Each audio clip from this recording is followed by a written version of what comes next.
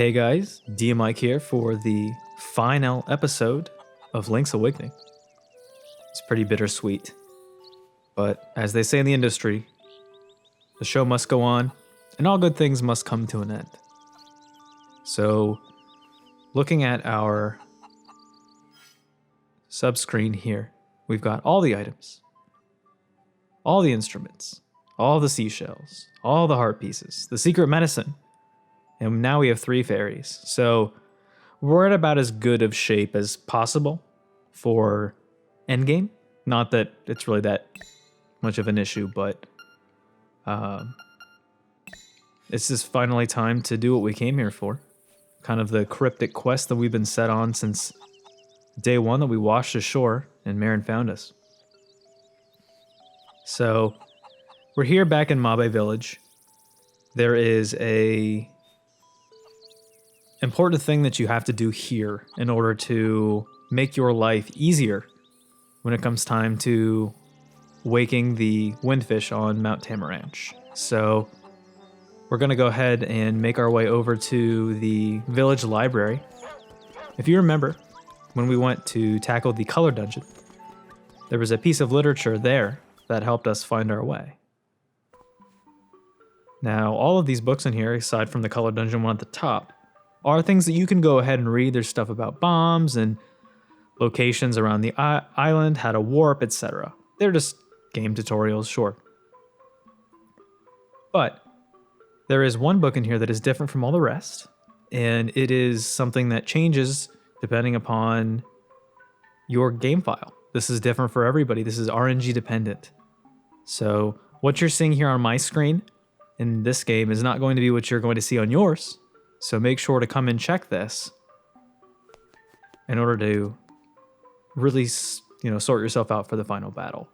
So this is the Dark Secrets and Mysteries of Quaholand. So yes, we would love to read it. So this is the final 8 directions of the windfish egg on the inside. It's a bit of a maze. If you don't follow these directions, then you essentially will get lost. It just kind of loops, and every room looks essentially the same. So commit this to memory. Write it down if you have to. You'll thank yourself later. That was one thing that I didn't do as a kid. I didn't know that that existed, and I had a lot of trouble with the windfish. I essentially just brute forced it. I mean, you can do that. You'll get there eventually. It'll just take you a while.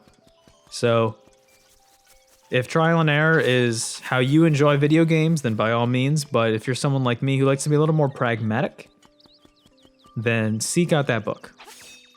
Now, throughout the course of this game, to make my life easier, and because it's a quality of life thing, I've been taking the various warps around Quaholand. However, today we're going to take the long way as a bit of a flash to the past, to remember where we've come from. Nothing wrong with taking a little bit of the scenic route, right? This Let's Play has been a lot of fun. I've really enjoyed it. I know that it's early and this is my first one, and so there's probably not a lot of viewership yet. But once again, just have to state for now, for the people that have been watching or for the people in the future, thank you so much for being a part of this journey again. It's a long time coming. I abandoned ship a while ago when it came to, my old channel. It just turns out that when you get older, life gets in the way sometimes. And I'm just glad that I was able to find the energy and time and resources to be able to do it. And so every view, every subscription, every like means a lot to me. And I really appreciate it. Keeps me motivated and makes me want to continue to put out hopefully high quality content that you all are enjoying and that I can continue to enjoy making for you. So once again, thanks everybody for watching, and we'll see you on the next series for sure. So it's time to do what we came here for.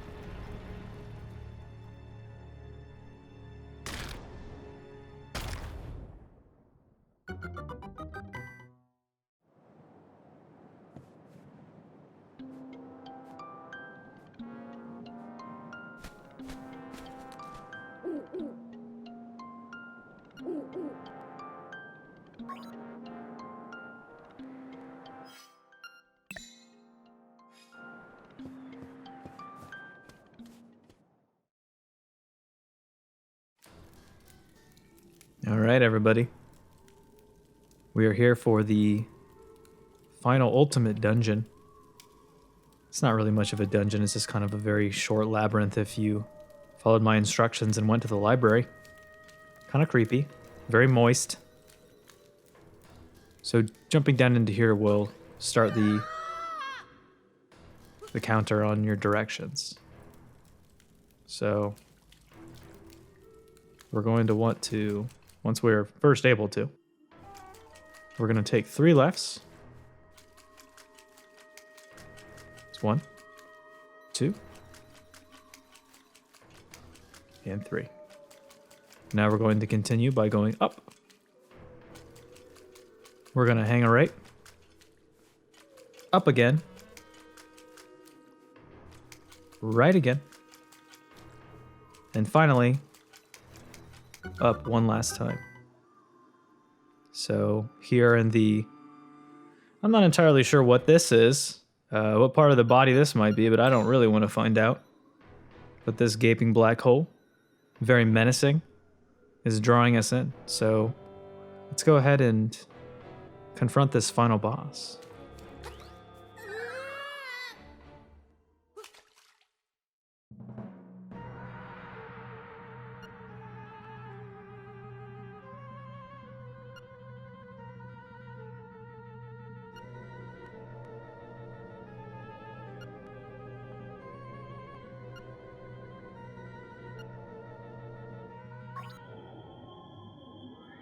My previous Let's Play of this, I did an actual contest of how long it would take me to beat this, but the results of that contest and what I wound up playing in response weren't great. So this time around, we're just going to have some fun. Just sit back and relax and watch me flail around. So this is our first of the various forms of this boss. Of the Nightmare Collection. You're going to want to use your magic powder, I believe. There it is. And so, if you were able to get the final expansion pack of powder from the little devil, that should give you 40 uses, which is more than enough. Hopefully. Need to be a little bit more conservative with my powder use, so that's the first form down. That wasn't too bad. I believe there's 4 forms, but we're going to figure it out. So this here is, I believe this is Aghanim from Link to the Past. He's going to shoot projectiles at you, which you can fire back with your sword. There are 2 different types. See if we can show us both. Great. There is the cardinal direction variety, like that one. That's what it looks like when you get hit, everybody. That was on purpose. That was a demo. So these do quite a bit of damage. I actually need to probably be more careful here, but the projectile that you're looking for is the orb that when shot at you, you can fire it right back or miss completely. That was also for demo purposes. You want to step out of the way of those. Once they hit a surface that's hopefully not Link, they will bounce into 2 spheres around. So not too bad, not too bad. You can hop out of the way as well. We're taking our time here. We're having a good time. No sense in trying to rush to the final boss. We gotta savor it. I just remember this being really thrilling as a child. You know, this was kind of like, it was tense because you're a kid and you don't know what's going on. I mean, obviously, I should have moved. The allure of this fight is a little bit spoiled because, you know, I played this game many times, but it still holds some sentimental value. It's fun. Although I'm doing really poorly at this point. I promise you I'll try to step my game up. It would be nice if he would shoot the right projectile at me. We're going to be here for a while if he keeps giving me those bad boys. There we go. All right. This isn't terribly difficult. I'm just playing really poorly. So one of the things that I did mention, it's not coming up yet, but when it does, is the boomerang is what I would consider the ultimate weapon in this game. It does a lot of damage, it's very powerful, and you can use that to your advantage in this final boss battle.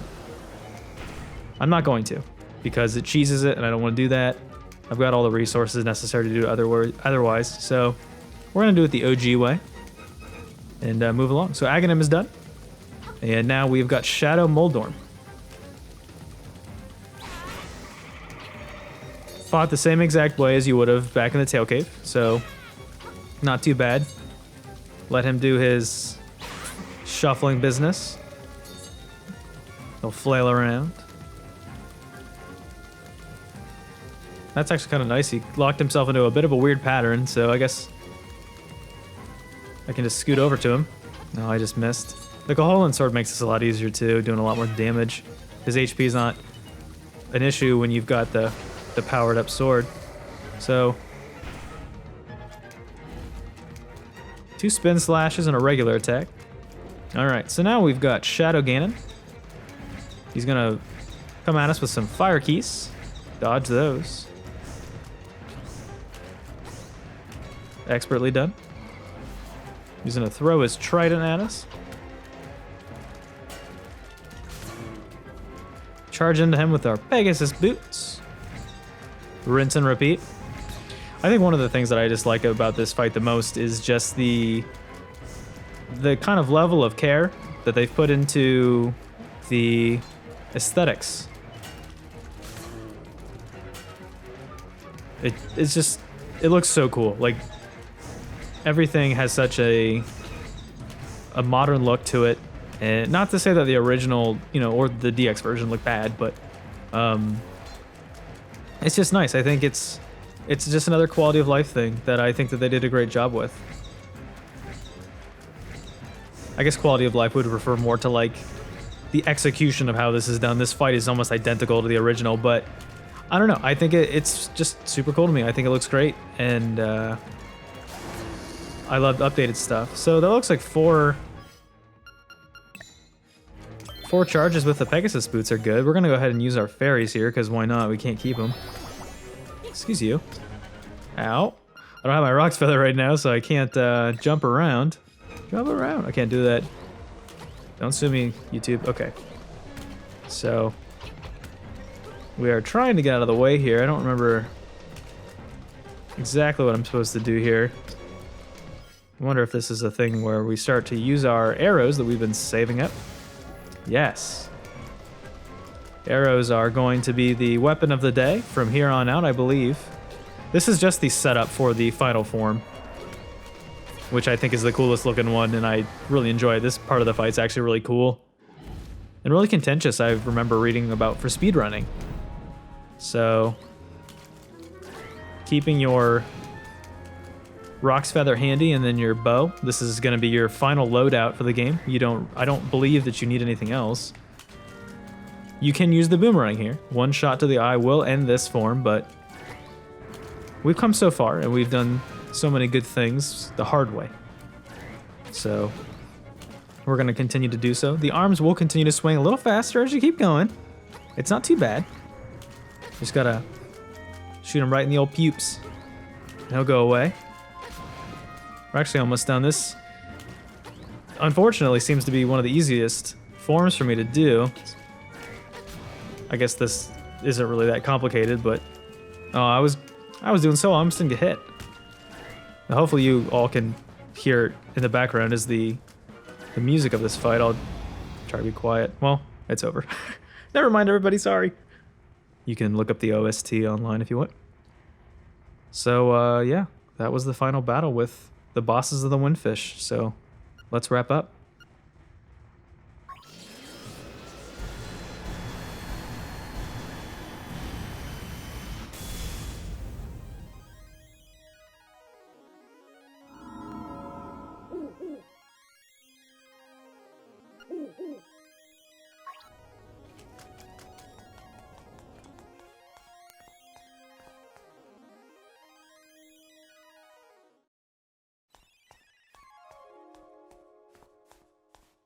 This part as a kid always kind of made my eyes a little sweaty.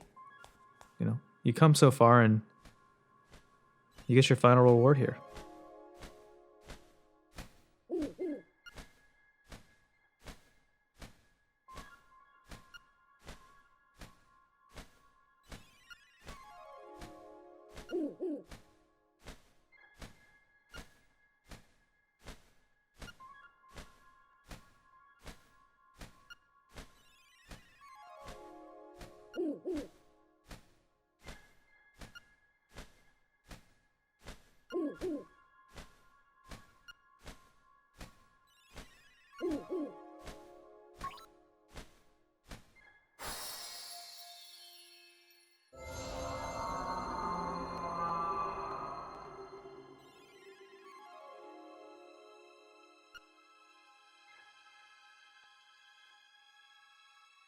The windfish doesn't have any professional etiquette.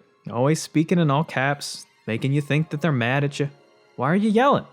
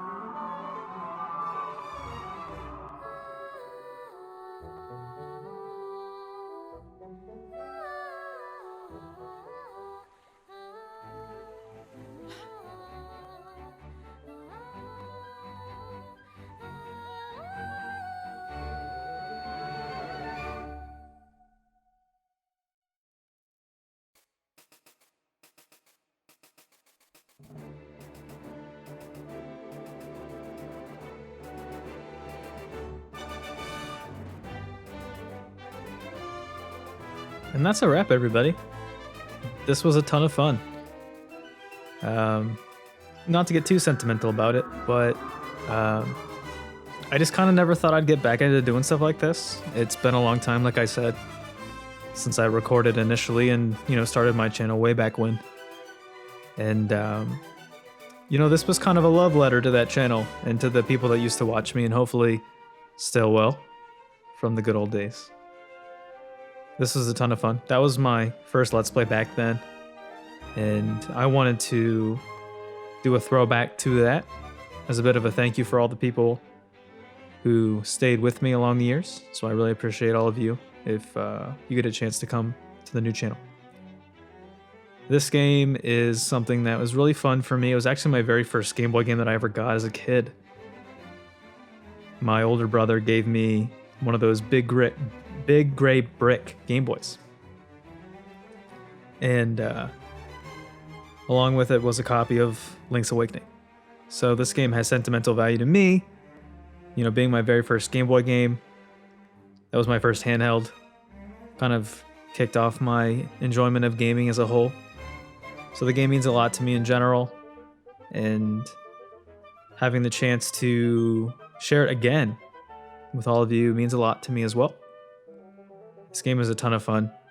I can play it endless amounts of times and never get bored of it. When I found out that they were remaking it for the Switch, I just had one of those moments. I got kind of chills of thinking about the opportunity to play it once again. This is, this is my favorite Zelda game. And I know that it was kind of polarizing for a lot of people to come out when it did and, financially how they presented it. But it's always been a game that's been really close to my heart, and it's something that I hope more people get the chance to play. Hopefully me sharing it here, and in the future, people watching this will just kind of see how passionate I've been. I know I wasn't always the best at playing the game, but it's always going to be something I enjoy and I appreciate. This game is just, it's so lovable, and you can tell that they really put a lot of care into it, and it makes me feel good to be able to play it again and to enjoy it and kind of think back to childhood and enjoy that nostalgia. So thanks for watching, everybody. This was a ton of fun, and I'll be catching the next series, so I'll see you around.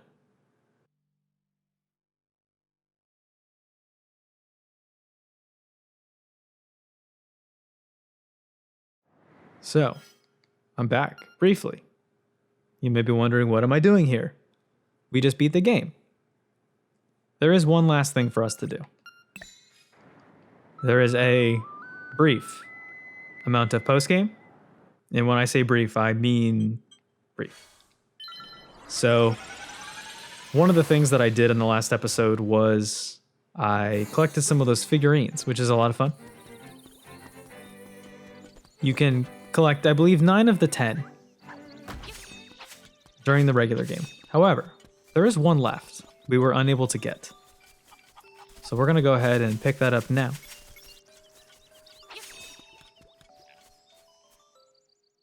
As our final wrap up for the game. So, the Bow Wow figurine, last but not least. So we'll see how many tries this takes me. I didn't realize that this was a thing at first, and it had me a little confused. Now, this one is a little tough just because the Bow Wow head is round, and you just have to hopefully sneak it into the crane or not. Okay. It kind of looks like a bulb that you put on your Christmas tree. Now, once again, this is something you can only do in the post game. This won't show up until you've cleared the windfish and you have a new save file. It's not really a new game plus thing, just because there's not really anything new to do exactly, but that's not going to do it. Yeah, this one's tricky, and now it's just going to get pushed along by the platform, but hopefully I can get it to stop being nudged, and I can sneak in there when it's stationary. That would be really good. Just gotta wait for that moment to do so. You gotta really get it right underneath, or right over top, not underneath. That looks like that might do it. It's pretty good. As many times as the trendy game has eluded me, not this time. So the Bow Wow figurine is ours.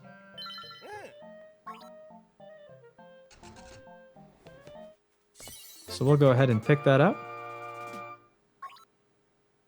Our buddy Bow Wow. So, when you collect all 10 figurines, the trendy game guy will give you a chamber stone, which is great for all the chamber stones that we're not going to use. And so now, the trendy game has been reduced in price from 10 to 5 rupees. Very nice. So the reason why that's significant is because chamber stones, going forward in the game, you can buy some of them at the shop. They retail for, I think, 12 to 1300 rupees, which is quite a bit. So playing the Rapids Ride game is a good way to get them. You can farm rupees there if you want to max out your chamber stone allotment, whatever you're into, whatever is good for you. So we've got this Bow Wow figurine, which I don't know why I went into Marin's house. There's an obvious place where this would probably be. We can imagine who wants a Bow Wow figurine. The disembodied head of Her pet is Madame Meow Meow. So we will place the Bow Wow head here, and we'll check it out one last time. Guaranteed to stay perfectly still. So that does it. One last thing. This is a bit of a fake. I didn't mean it to be, but hey, you can only do it when you beat the game. So, yeah. All right, guys. This has been a ton of fun. Tons of nostalgia.